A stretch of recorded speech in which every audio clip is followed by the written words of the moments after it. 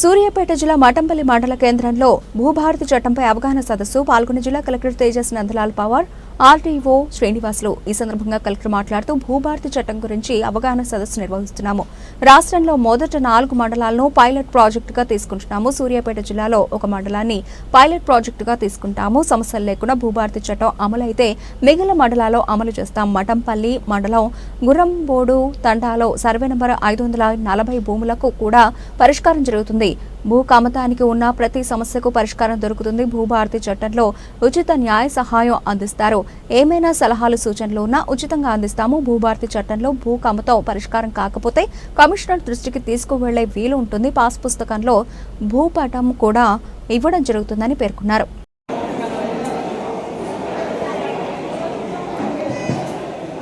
ఒక ప్రణాళికాబద్ధంగా మనం రెవెన్యూ సదస్సులు నిర్వహిస్తూ ఈ సమస్యను తీసుకొని దానికి పరిష్కారం చేయడానికి ముందుకు పోతాం.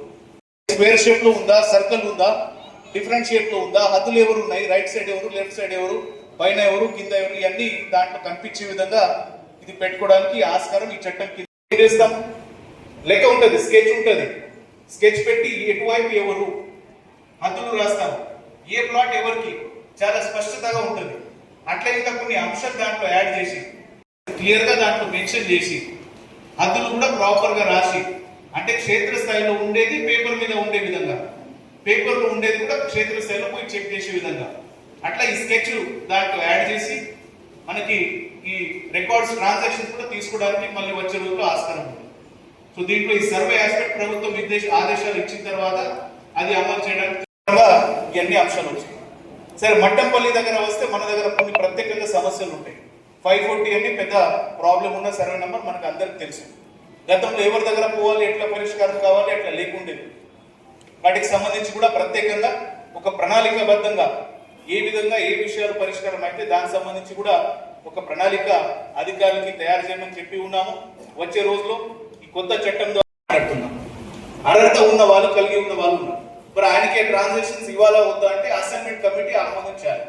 సో అట్లాంటి ఆ ఫీడ్బ్యాక్ కూడా మాకు వస్తూ ఉన్నాయి. ప్రభుత్వానికి అసైన్మెంట్ కమిటీ గురించి కూడా మేము ఫీడ్బ్యాక్ ఇచ్చాము. ప్రభుత్వం ఆదేశం ఇచ్చిన తర్వాత ఈ అసైన్మెంట్ కమిటీలు ఏర్పాటు చేసి కూడా ఈ పట్టా పంచే కార్యక్రమం కూడా, అంటే ఎవరికి మార్పిడి ఉందో అది కన్సల్ట్ చేసేది. కొత్త పట్టాలు పంచడానికి భూమిలు ఉన్నాయని చెప్తే నాకు డౌట్. ఎందుకంటే అందరూ చాలా మంది పట్ట భూమిలు లేదంటే కబ్జా కలిగి ఉన్న వాళ్ళు చాలా మంది ఉన్నారు. ఆ అంశం పరిశీలించి దాని మీద మనకి మండలం బట్టి, ఇష్యూ బట్టి మనం డిసిషన్ తీసుకోవడానికి ఆస్కారం ఉంటుంది. అట్లా ప్రతి భూమికి కూడా ఒక భూధార కార్డు అని మనం తీసుకొస్తున్నాం. ఆ భూధార కార్డులో ఆ భూమికి సంబంధించిన అన్ని వివరాలు యజమాని పైలట్ కింద, అంటే మొదటి దశగా ముందుగా 4 మండలాలు రాష్ట్ర వ్యాప్తంగా తీసుకొని ఆ 4 మండలాల్లో వివిధ రూపంలో ఈ చట్టం అమలు చేసుకోవడం ఆల్రెడీ మొదలైపోయింది. 4 మండలాల ముందు ఎందుకు, అక్కడ ఏం చిన్న చిన్న సమస్యలు వస్తే తెలుసుకొని అన్ని చోట మిగతా చోట ఆ సమస్యలు రాకుండా చూసుకోవాలని, సో అట్లా ఎక్స్పీరియన్స్ తీసుకొని దాని ప్రకారం మిగతా మండలాలు కూడా అమలు చేస్తాం. వచ్చే రోజులో అతి త్వరలోనే జిల్లాకి ఒక మండలం ముందు తీసుకొని అక్కడ కూడా మన జిల్లాలో, సూర్యాపేట జిల్లాలో మనం ఈ భూభారతి చట్టం అమలు ప్రక్రియ మొదలు చేస్తాం. చేసుకోవాలంటే నోటీస్ ఇవ్వడం ఖచ్చితంగా ఉంటుంది. నోటీస్ ఇచ్చి వాళ్ళకి సంబంధించిన వాళ్ళకి కనీసం నోటీస్ ఇవ్వాలి, వాళ్ళకి తెలియజేయాలి, సవరణ చేయడం జరుగుతుంది. మీకు అభ్యంతరాలు ఉంటే మీరు సబ్మిట్ చేయండి. అది కరెక్ట్ ఉండొచ్చు, తప్పు అభ్యంతరాలు కూడా ఉండొచ్చు. కొంతమంది కావాలని కూడా కొంత భూములు జరగకుండా మరి రాస్తారు. అప్పుడు సంబంధించిన అధికారులు పరిశీలన చేసుకుని దాంట్లో తీర్పు ఇస్తారు. అది ఒక ఇంపార్టెంట్ ఉన్న అంశం. సో ఈ కరెక్షన్స్ చేసి ఏర్పాటు చేసి గ్రామాలకు పోయి ఈ సమస్యలు తీసుకొని పరిష్కారం చేయడానికి ఒక ప్రణాళికాబద్ధంగా ముందు పోతామని మీకు తెలియజేసి, చాలా మంది పెద్ద మనుషులు ఇక్కడ వచ్చారు. గ్రామాలు పోయి ఎవరైనా మీరు పోయినారు కదా మీటింగ్ లో ఏమైంది అని అడుగుతారు. సో మరి అడిగినప్పుడు మీరు చెప్పాలి ఏం డిస్కషన్ ఇక్కడ అయింది. చాలా మంది కొంత కరపత్రాలు కూడా ఇచ్చాము. దాంట్లో నేను మాట్లాడిన ప్రతి అంశం దీంట్లో నమోదు చేసి ఉన్నది. సో అక్కడ గ్రామంలో కూడా మీకు సెలవులు అడిగితే దయచేసి చెప్పాలి. అదేవిధంగా ఈ రోజు కొంతమంది వాళ్ళ సమస్య గురించి చెప్తున్నారు. నాకు తెలిసి ఈ రోజు అవగాహన సభ కాబట్టి అన్ని పరిష్కారాలు ఈ రోజు కావు. మీ నుంచి మీ అభిప్రాయాలు తీసుకొని తర్వాత షెడ్యూల్ ఇస్తాము గ్రామం వారిగా. మట్టంపల్లిలో కూడా ఈ రోజు అన్ని సమస్యలు, పెద్ద మనుషులు కూడా ఇది ఐడియా ఉండొచ్చు. జమాబందీ కన్సెప్ట్ ఉండేది.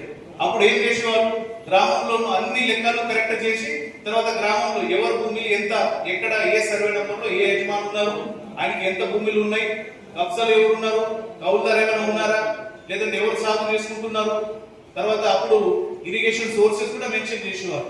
ఈ అన్ని వివరాలు గ్రామంలో అంటే సంవత్సరానికి ఒక్కసారి మనం ఇట్లాంటి ఎండాకాలం టైంలో వ్యవసాయ పని తక్కువ ఉన్నప్పుడు పోయి లెక్కలు చేయించుకుంటే అవును మా భూమి మా పేరు మీద ఉంది కన్ఫర్మ్ అయిపోయింది. లేవు ఏమైనా కరెక్షన్ చేసుకోవాలి, తాత వాళ్ళ భూమి ఇప్పుడు బాగా కంపెనీ అయిపోయింది అందరి పేరు మీద ఎక్కించాలంటే వాళ్ళు దరఖాస్తు పెట్టుకుని కరెక్షన్ చేసేవారు. సో అట్లాగే ప్రతి సంవత్సరం ఒక్కసారి 31 డిసెంబర్ నాడు, ఇది ఆన్లైన్ అంటే మనకి రెగ్యులర్ గా అప్డేట్ ఉంటుంది. 31 డిసెంబర్ నాడు ఇవన్నీ డౌన్లోడ్ చేసి ప్రతి గ్రామంలో మనం అవైలబుల్ పెట్టుకుని మన లెక్కలు కరెక్ట్ ఉన్నాయా లేదా చెక్ చేసుకోవడానికి ఆస్కారం.